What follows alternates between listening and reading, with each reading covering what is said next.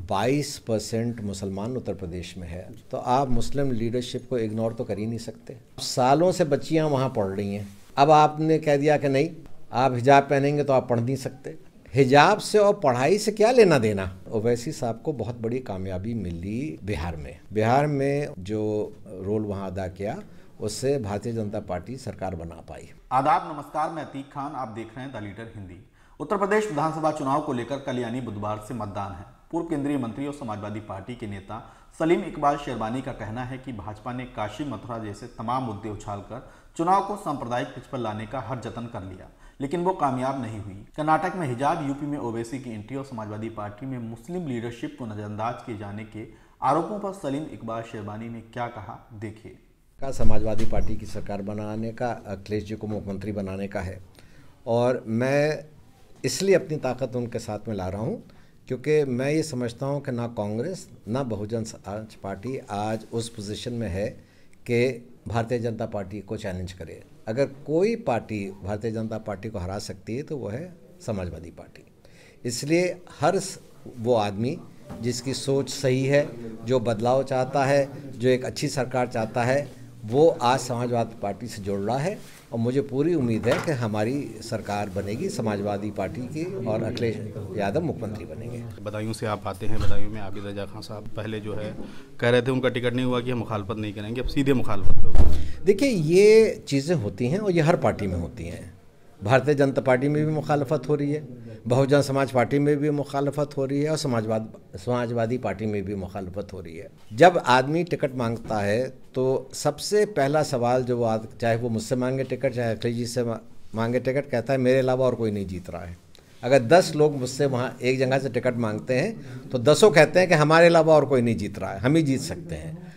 और उसको ये यकीन हो, वो गलत बात नहीं कह रहा है, उसको ये यकीन होता है कि मैं सीट जीत लूँगा।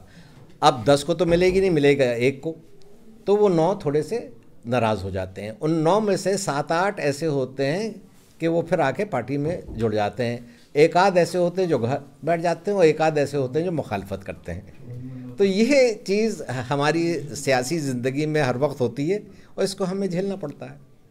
अभी आपने एक बात कही कि ये जो है कम्युनल पिच पे लाने को इलेक्शन की बात कर रहे हैं, लेकिन वो कामयाब नहीं हो पा अभी तक तो नहीं हुए हैं। लेकिन कर्नाटक में अभी जिस तरीके से जो पहला घटनाक्रम चल रहा है उसका देखिए, ये कहीं ना कहीं कुछ ना कुछ कोशिश करते हैं। अब सालों से बच्चियां वहाँ पढ़ रही हैं, अब आपने कह दिया कि नहीं आप हिजाब पहनेंगे तो आप पढ़ नहीं सकते। हिजाब से और पढ़ाई से क्या लेना देना। अगर किसी का कोई ये है कि वो अपना मुंह ढाक के, कोई सरदार है पगड़ी पहन के, या कोई आदमी, बल्कि मुंह ढाकना तो आज साबित हो गया कि पूरी दुनिया को मुंह ढाकना पड़ रहा है। एक कोविड ने हमें मजबूर कर दिया है कि पूरी दुनिया आज मुंह ढाक के चल रही है। तो ये मुद्दे सिर्फ सियासी होते हैं, और क्योंकि सियासत हो रही है इस वक्त, 5-5 राज्यों में चुनाव हो रहा है इस वक्त, तो ये मुद्दे उठाए जा रहे हैं। जैसे सियासत ख़त्म हो जाएगी ये भी ठंडे हो जाएंगे। ओवैसी साहब के आने के बाद मुस्लिम वोटों का रुझान क्या देख रहे हैं? देखिए, मेरे ख्याल में ओवैसी साहब को बहुत बड़ी कामयाबी मिली बिहार में उन्होंने जो अपना रोल वहाँ अदा किया उससे भारतीय जनता पार्टी सरकार बना पाई। वो मुसलमान अब समझ गया है। उसके बाद जब वेस्ट बंगाल का चुनाव आया, उन्होंने बेहद कोशिश की, हर जगह ज़मानतें जब्त हुई और ममता बनर्जी के ख़िलाफ़ एक तरफा मुसलमान चला गया उनके हक़ में। मैं समझता हूँ उत्तर प्रदेश में भी यही होने वाला है, उनका कोई असर नहीं पड़ेगा। अखिलेश यादव जी को ये आरोप लग रहे हैं कि मुस्लिम जो लीडर्स हैं उन्हें नज़रअंदाज कर रहे हैं। नहीं, देखिए, ये बातें कहना बहुत वो है, बिकॉज आज 22% मुसलमान उत्तर प्रदेश में है, तो आप मुस्लिम लीडरशिप को इग्नोर तो कर ही नहीं सकते। ये ज़रूर है कि इस दफ़ा माहौल मुसलमानों का ये है कि वो अखिलेश जी की तरफ देख रहे हैं।